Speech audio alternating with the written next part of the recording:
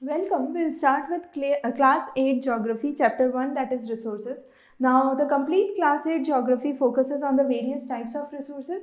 In the first chapter, we'll be understanding what are resources, the basics of resources, and the basic classification for understanding the resources. Now, when we try to understand the basic question, what are resources and why are they important? I can say anything which is of use for us is a resource. For example, water is a resource because we use water. Similarly, I can say textbooks, books, paper, vegetable, fruits. All these are resources because we use them in our daily life in one way or the other. And based on the utility or the usability of something, we classify them as resources. Now, whenever you have resource, this resource is a kind of value addition. So it gives us some kind of value, and value means worth. So it's a kind of valuable for us in one way or the another. For example, can you imagine a life without water? Can you imagine a life without trees or a life without forest? Similarly, this value, which is the worth of a resource, can be either classified as economic value or simply an aesthetic value. When I say aesthetic value, that means a value that adds to its beauty or the natural surrounding. For example, trees are important because they add to the beauty around the earth. Or I can say they have an economic importance because they provide us oxygen, then they provide us fruits and vegetables. So you have kind of various necessary elements or essential elements that you get from the tree. So that is the value addition. Now, sometimes the economic value is added in such a manner that there is a kind of patent that comes up. This patent is a term that is used to indicate a kind of branding for something that you have innovated or discovered on your own and you want that to be in your name. So there are various patents released by India, United States and globally, and those patents kind of work around the various values for the resources. Now, how does a substance become a resource? With time and technology, we convert, or we can say with incorporation of time and technology, a substance can become a resource. For example, how does discovery of fire help us? Discovery of fire, when initially started, no one knew the use for it. However, now it is used for cooking, it's used for burning, it's used for fossil fuels, so on and so forth. Similarly, the invention of wheel, when it was discovered, no one knew that it would become a part of day-to-day life, and nowadays wheels are used for each and every transportation, most of the transportation vehicles that we use. Again, water has been used to convert it into electricity, and we have hydroelectric power generation which is available from water.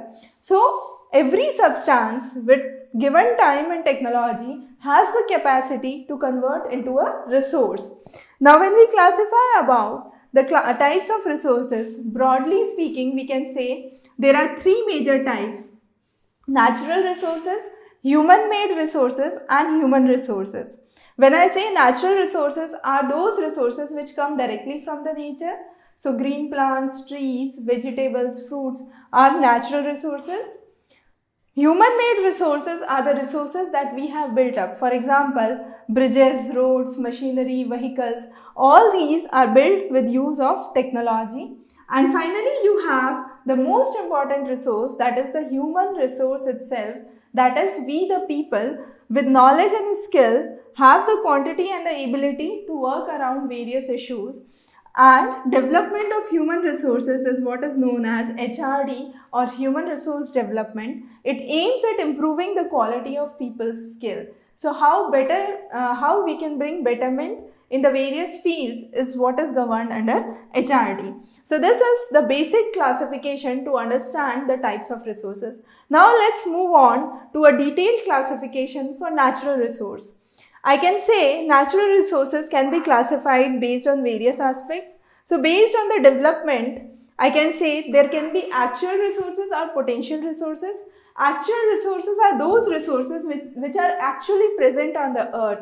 So for example, I can say availability of coal in Germany's Ruhr area, availability of iron ore in Kudramukh in India. So all these are actual resources which are known and present. However, there are potential resources, the entire quantity of which is unknown. For example, we say we have huge uranium reserves in Ladakh region in India. In the past, windmills were considered as a potential resource, but now you have numerous windmills installed in the regions of Netherlands. In India, you have in Gujarat and Tamil Nadu coast, you have numerous windmills, and these have become, these are now not a potential resource, but have become an actual resource now because we really know the presence of these resources. So this is what is the actual resource and the potential resource. Now, based on origin of resource, we can say there can be two types of resources. These can be either biotic or abiotic. Biotic are those which are derived from living plants or animals. So they are derived from living organisms. However, abiotic are non-living. So examples of abiotic include soil, rocks, minerals, etc. Now, the next classification is based on distribution. I can say some of the resources are present throughout the globe. For example, air, water, these are present throughout the globe, and the things which are present universally are known as ubiquitous. So these are known as ubiquitous resources or resources which are present globally. I can find them in each and every corner of the earth. On the other hand, you have localized resources which are present in specific regions. For example, you have copper resources, iron resources, and similar other mineral resources which are present in specific locations. So you have either localized resources or ubiquitous resources based on the distribution of the resources. Finally, there is another important classification based on its use. I can say it's renewable resources or non-renewable resources. Renewable resources are those which can be renewed and reused one after the another. For example, sunlight, water, wind, waves. These are some of the renewable resources which can be used and which can be replenished. However, there are other resources which have limited stocks and get exhausted. So once they are exhausted, we no more have them. A common example for non-renewable resource would be coal, oil reserves, iron ore deposits. So all these are non-renewable resources. That means once exhausted, you cannot bring them again. So we have another classification, that is renewable and non-renewable. Now, based on this, we also have a common term which is stock of resource. Stock of resource implies the available amount of resource that is there for use. So whatever amount of resource we have for use is known as stock, and the distribution of resources throughout the world depends on various parameters like the terrain, climate, altitude, and so on and so forth. Now, another important criteria for understanding resources, how do we conserve our resources or how do we protect our resources? A common example would be, I can say, not to switch on a tap if you are not using it. So, running water is a kind of wastage. So, that's a kind of effort to conserve the resources. A very simple example. However, there are other ways where you can conserve, and nowadays a focus has been a shift towards renewable energy. We have covered the details in the class on renewable energy and Target 2022, where we have covered the conservation techniques for renewable energy in detail.